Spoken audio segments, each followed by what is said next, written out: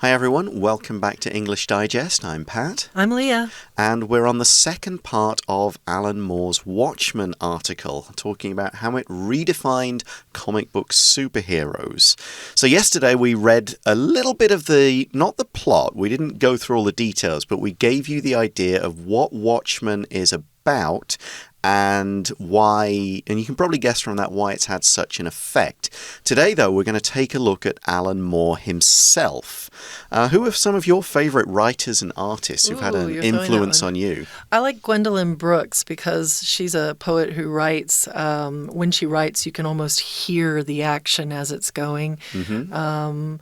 And I also like Orson Scott Card. Oh, okay, yeah. He was someone that I used to love to read when I was a kid. Yeah, I've read Ender's Game. That's as far as I've got through it. There's a whole bunch of Alvin the Maker stories. He's got one where people are sent to another planet and they are all like...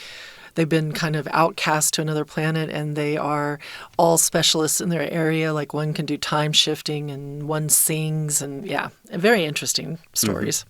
Yeah, I kind of got Tolkien given to me when I was quite young and grew up in love with that. Branched out into all the other fantasy. So I've got a handful of favorite writers in there, but also I love Dumas stuff. It's such good fun. I also like Dostoevsky, but I wouldn't call that good fun. Not quite, no. Yeah, Dumas, The Three Musketeers, The Count of Monte Cristo. Right. I will go back and reread those again and again just to enjoy the ride. It's always good fun. And good movies, too, a lot of times, playful ones that come out of that. Yeah. All right, so let's read through day 2 and find out about Alan Moore. Alan Moore is a highly influential and enigmatic figure in the world of comics and literature. Born on November 18, 1953, in Northampton, UK, Moore has left an indelible mark on the industry with his revolutionary storytelling, detailed narratives, and penetrating exploration of complex themes. Moore's career began in the British comic book scene in the late 1970s. However, it was his work on Watchmen in the mid-1980s that propelled him to international fame. This seminal graphic novel, co-created with artist Dave Gibbons, redefined the superhero genre. Following the success of Watchmen, Moore continued to challenge conventions with works like V for Vendetta and The League of Extraordinary Gentlemen. His writing demonstrated a deep understanding of history, literature, and myths, fusing them with a unique storytelling approach that often pushed the boundaries of what was previously thought possible in comics.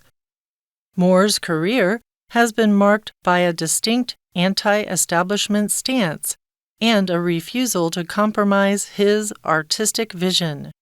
He has also been known to distance himself from the industry and its commercialization, opting to work independently and maintaining a reclusive lifestyle. Moore's work is characterized by his elaborate plots, dense symbolism, and social commentary, often tackling controversial and thought-provoking subjects. His tales of complex characters and their inner struggles have set a new standard for character-driven storytelling in the comic book medium. Throughout his career, Moore has received universal acclaim and numerous awards, including multiple Eisner Awards for comic books and the prestigious Hugo Award given to works of fantasy and science fiction. These justify his reputation as one of the most celebrated and influential individuals in his chosen field. All right, everybody, so we're going to dive into day 2. The first sentence says, Alan Moore is a highly influential and enigmatic figure in the world of comics and literature.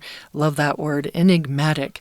Enigmatic means, when I think of enigmatic, I think of a question mark because it's a mystery. It's something you don't know the answer to, right? So Alan Moore is this kind of a figure, a person.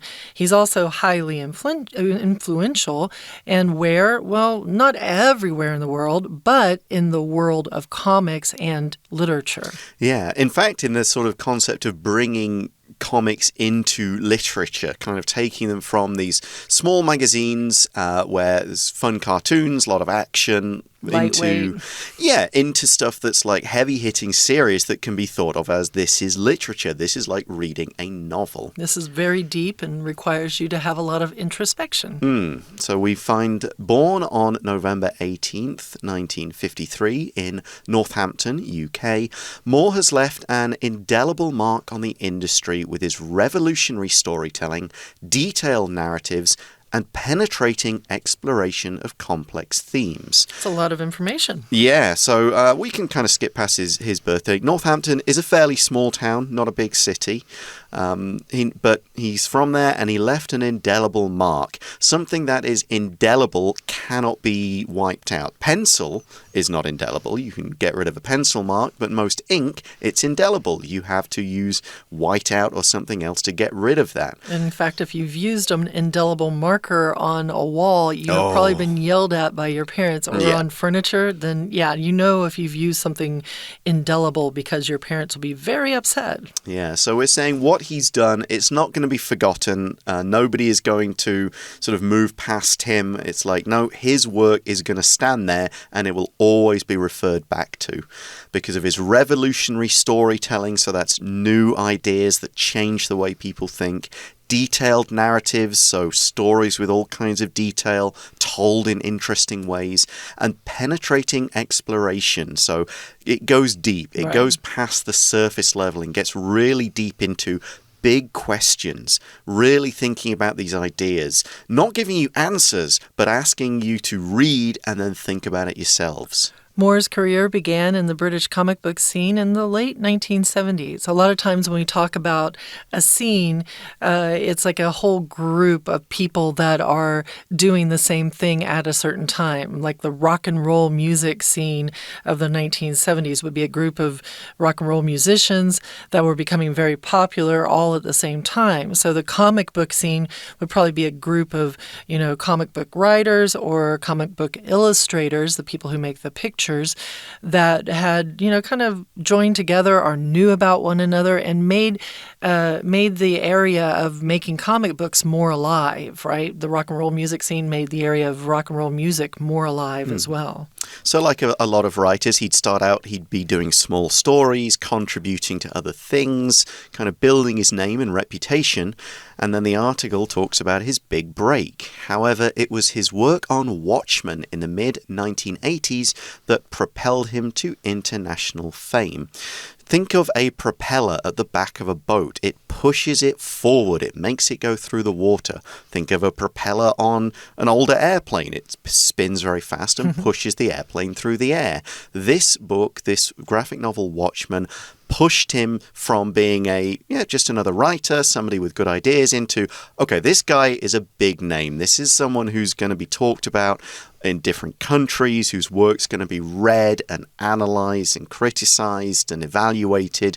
He's now one of the big players. So someone who stands out in the comic book scene probably as well. But here we're moving into graphic novels, right? This seminal graphic novel, co-created with artist Dave Gibbons, redefined the superhero genre. So something is seminal when it contributes to the seeds of the later development of the area. So a seminal graphic novel might be one of the first ones that really kind of makes you go, we need to have a lot more of this. So it's like the granddaddy of all graphic novels, maybe you could say. Yep. And he didn't just make it himself. It was co-created. So he had a partner, right? It was co-created with artist Dave Gibbons, probably the fellow who did all of his artwork in his novel. And this particular graphic novel, Watchmen, redefined the superhero genre. When we talk about a genre, we talk about a category. So you have art genres, you have music genres, you have film genres, and here we have the superhero genre. Yeah, superhero genre very popular at the moment. Other movie genres, you've got horror, romance, comedy, action, drama. All of those.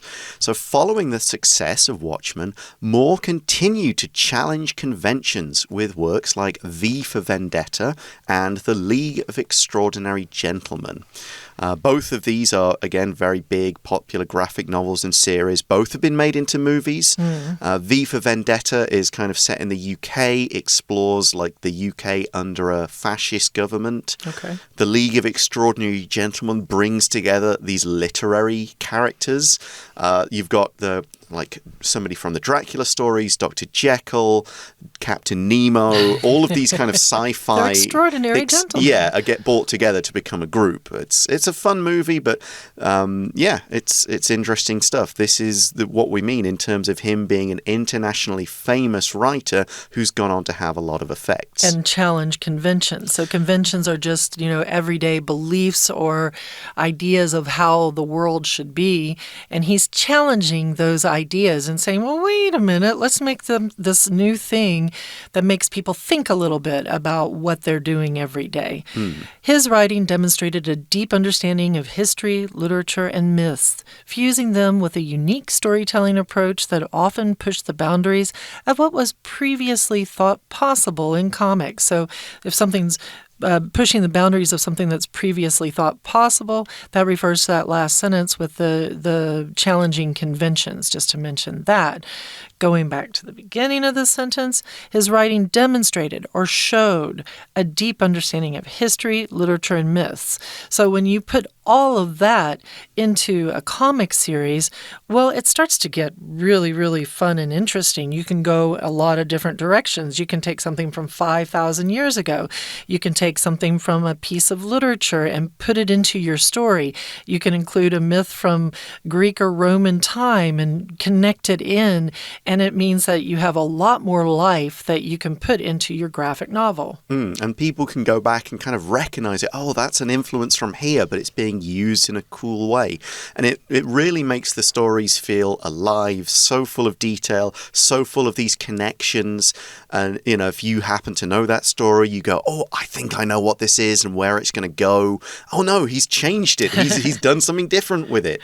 And so he took all those influences and then fused them, combined them, blended them together with a unique storytelling approach. So, yeah, Moore's stories, they're not linear. They don't start at the beginning and go through. There are these, like we said yesterday, there are flashbacks. Right. You suddenly go off with a bunch of different characters. Subplots. Yeah, the next episode might start in a new place with a new character going through this, and you're like, how does this all fit together? How can you put this in a comic? This doesn't make sense. Exactly. And then other writers and artists will look and go, oh my God, we can do that. Wow, that's how you do it. Yeah, just like we were writing a novel with all this stuff, but now, hey, look, we can do it with pictures and we can do it in this way. He pushed the boundaries of by doing this.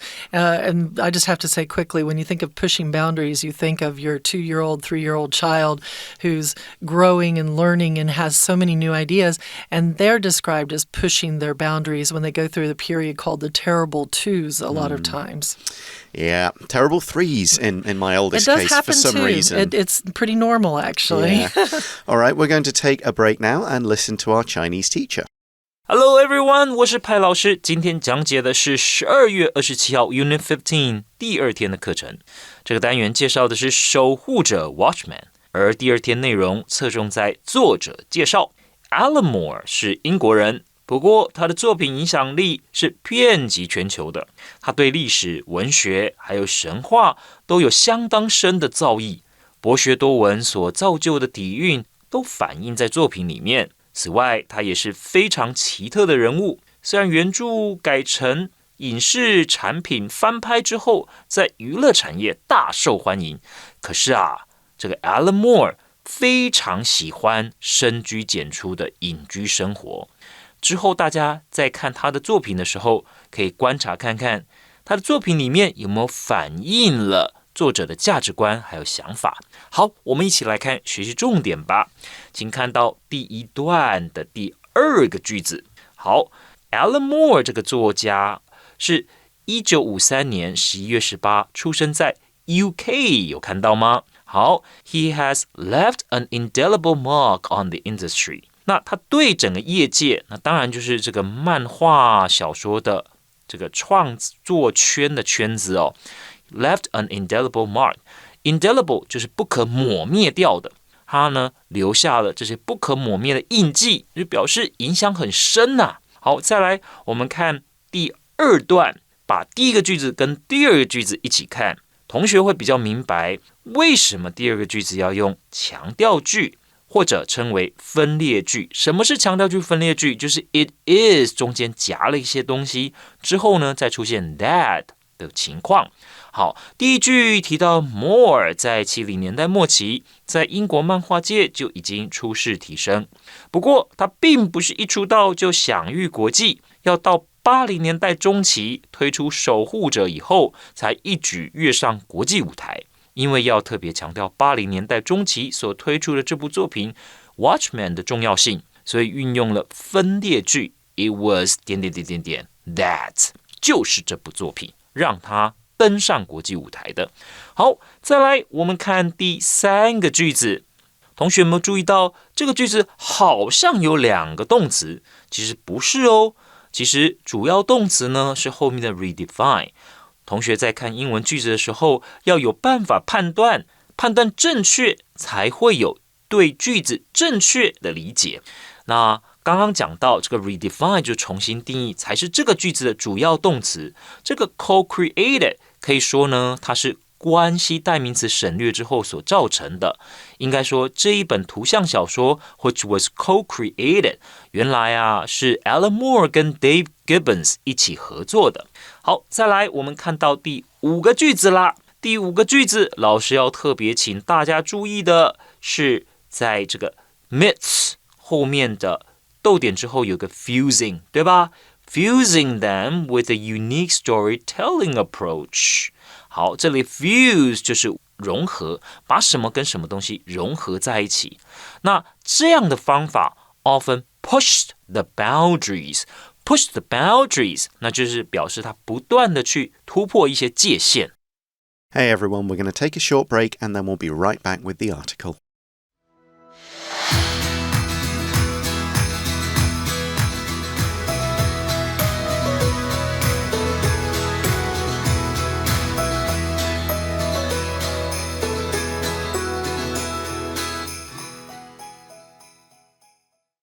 Hi everyone, welcome back. We've just taken a look at some of Alan Moore, the creator of Watchmen's other successes, and a little bit about his writing technique. Let's now take a look at a little bit of what we know about the way he thinks. We did say he's enigmatic. He doesn't give a lot away about himself. The question mark. Yeah, but there are some things we do know. We see Moore's career has been marked by a distinct anti-establishment or anti-establishment stance and a refusal to compromise his artistic vision. So it's distinct. It's very clear that he is anti-establishment. So he doesn't do what the government wants. He doesn't follow the way that the comic book industry thinks things should go. Those would be establishments. Yes. If the comic book industry says, no, you can't include this stuff in a story, it'll never sell, you'll get it banned. He's like, I'm going to do it anyway. I'm not following the rules. Anti-establishment. Yeah, and that's his stance. That's where he stands on certain issues. That's the way he presents himself. I will not follow the rules. I'm going to be an outsider. That's the kind of guy he is. And he's not going to compromise. He's going to say, if this is what I want to do, this is what I'm going to do. I'm not going to change it so that somebody will publish it. If the main publishers go, oh, you can't do that, I'm going to do it anyway. I'll find my own publisher. Because it's my artistic vision. I just have to mention right here, guys, for those of you who like really, really long words, one of the longest words in the world is anti-disestablishmentarianism for English. So if you're interested in it, I'll say it one more time, anti-disestablishmentarianism. So it's taking that anti-establishment and adding stuff around it. You can check it out. He has also been known to distance himself from the industry and its commercialization, opting to work independently and maintaining a reclusive lifestyle. So based on what we've read before about him and what we just saw in the previous sentence, this all makes a lot of sense. So he is not somebody to get in there and say, hey, talk to me, I can guide the way, I'll show you what you should do. He's somebody who kind of backs off from this. He distances himself from industry. So here it would be the comic book industry probably, and its commercialization. Commercialization is referring to taking the comic books and making them things that people want to buy, maybe including little figures or keychains or movies. These are all different ways to commercialize the comic book or the graphic novel that has been originally made. And he goes on and opts to work independently. So he likes to work alone, right? He chooses to work alone. And he maintains or keeps a reclusive lifestyle. So reclusive here means someone who stays to themselves. A recluse is someone who kind of stays to themselves. If you live a reclusive lifestyle, maybe you live in the woods with 100 or 200 acres of land around you, and you don't really want anybody to come and visit you. You're a recluse. You like to live in your own space with nobody around. A spider you might have heard of before is a brown recluse, and they tend to hide in dark areas and corners, but if they bite you, it's a nasty bite and it can do a lot of damage like a black widow spider. Yeah, Moore does give interviews, but not very many, and they tend to be with only certain people. He did Watchmen was with DC, the big one of the big comic books, but I think after that he sort of moved away and wanted to do his own stuff, like not work for a studio. A lot of times when folks like that who are more reclusive work with a studio, they tend to be very disappointed with what comes out, so they tend to back away afterwards or try to work more independently. Yeah, I'm pretty sure he's not been in favor of any of the movies made of his work. Watchmen, V for Vendetta, The Extraordinary Gentleman stories. I don't think he's actually liked any of them, but I mean, he's sold the rights because that's part of what being a writer is, a career is. But otherwise, he's like, no, I'm not interested in getting involved with any of this stuff. I'm a recluse.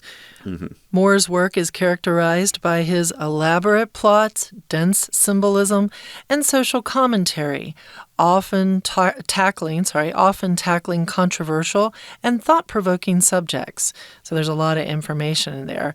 If people are talking about Moore's work, then they will characterize it. They will say it is like this. They will talk about it like this. What does he have? Well, he has elaborate plots. If something is elaborate, it's not simple. It has a lot of details. If you think of a movie that you really liked that had a lot of descriptive details in it, maybe something like Inception or something like that, then that's elaborate. So they have elaborate plots, really, really difficult plots, not a simple A to B plot. And it also has dense symbolism.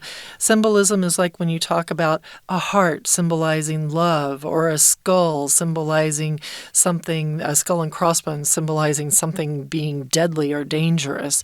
It's a symbol that connects to an idea or a thought. So it has dense symbolism, thick symbolism. Yeah, things that could be symbols for 2 or 3 things at once, or symbols for quite obscure things, like not the obvious, like it's a dove, there's peace kind of symbol, but yeah, stuff that you need to kind of go, oh, okay, so this is thinking about this, and this is why this is this, that sort of stuff. There's also social commentary. So commentary is people giving their opinions about something that is going on. Now, that could be commentary on a sports game. You've got the people telling you, okay, this is what's happening, this is who's doing what in the game. That's commentary. People who comment on YouTube videos or Facebook posts, they're making comments. That is their commentary. Social commentary is commenting on the state of society. This is what I think about the way the world or this part of the world is going. In the 1980s in the UK, under Prime Minister Margaret Thatcher, there was quite a lot of this, and it's pretty clear that he did not like it. V for Vendetta, very much the idea is it's England under a fascist government. So he was pointing out this is what we could be expecting if we just keep following Thatcher and the way she's going. Which might be controversial for you to do. Controversial indeed. He is tackling controversial and thought-provoking subjects. Tackling here means getting in there and knocking it down and grappling with it like you're a wrestler, right? That's tackling it. Here it just means he's actually going and dealing with it. He's talking about it. And what is he talking about? Controversial. So things that are not popularly agreed to, like maybe having problems with Margaret Thatcher. It sounds like Margaret Thatcher might have been controversial. Oh, yeah. Or things that would be thought-provoking. So things that cause you to think. And his tales of complex characters and their inner struggles have set a new standard for character-driven storytelling in the comic book medium. So these characters aren't just simple, they're not Superman or Superman as he was in the early days. Powerful hero saves the day. These are complex characters. They have different layers to them. They have inner struggles about whether they're doing the right thing or not. And this sets a standard, or kind of says, this is what we hope to get now. This is what we're trying to achieve for character-driven storytelling. Character-driven storytelling is when it's the characters and their decisions that drive the story, that make the events happen. A lot of simpler comic books might be, a villain has arrived, he's terrorizing the city, he's stealing the money from the bank. How is the hero going to stop him with his interesting new powers?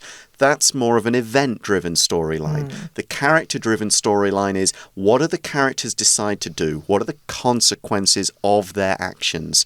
And that moves the story to the next part rather than just, here's another disaster to stop. And throughout his career, Moore has received universal acclaim and numerous awards, including multiple Eisner Awards for comic books and the prestigious Hugo Award given to works of fantasy and science fiction. So he has done very well. In fact, he has received universal acclaim, which means universal respect, universal, people praise. Yeah, you think of acclaim as like people raising their hands and going, wow, you're amazing, or clapping for you. And numerous awards as well, and he's done very well. Eisner Awards for comic books, not just one, but multiple. If you get a multiple of an award, it tends to show that you're pretty good at something. You see Taylor Swift with an armful of VMA awards, if you like the VMAs, Video Music Awards, and she's always got all of her astronauts, so she's probably doing pretty well, and he is doing pretty well with his multiple Eisner Awards. And a Hugo Award.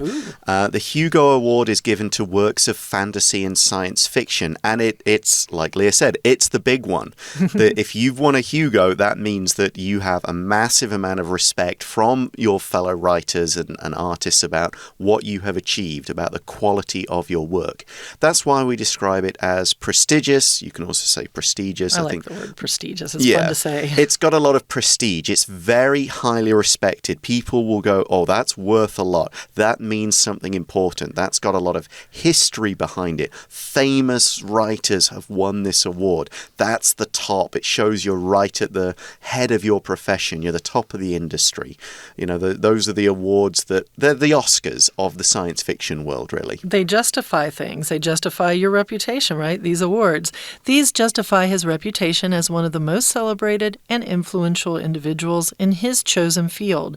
So by getting these awards, they prove that he has a worth to the reputation that he has been given. And he is one of the most celebrated and influential individuals in his chosen field. If you're celebrated, it means that you are given these awards and people are saying wonderful things about you. And that is the case for him in his chosen field, which is the comic book industry and the graphic novel arena. Now, we mentioned is influential, and the influence of Alan Moore's Watchmen in particular, we're going to look at in tomorrow's part of the article. Fun. Right now, we're going to hand over to our Chinese teacher, and then we'll be right back to wrap things up. 好，请同学看到第3段啦。第3段在讲这个 Alan Moore 他的职业生涯。那有一个特点 His career has been marked by 那有这样子的特点，什么样的特点呢 ？Distinct anti-establishment stance。Anti-establishment 就是反建制 ，establishment 我们常常会说建制派、建制。好，再来，请同学看到第二个句子，这位作家还有一个特性，他呢会跟业界保持距离。He distances himself from the industry。然后呢，再来，请同学看到逗点后面 opting to work independently， 这是分词构句啊，因为没有连接词嘛，他选择这么做。再来，请同学看到他的作品通常会处理哪些议题 ？Often tackling controversial and thought-provoking subjects， 一样还是分词构句。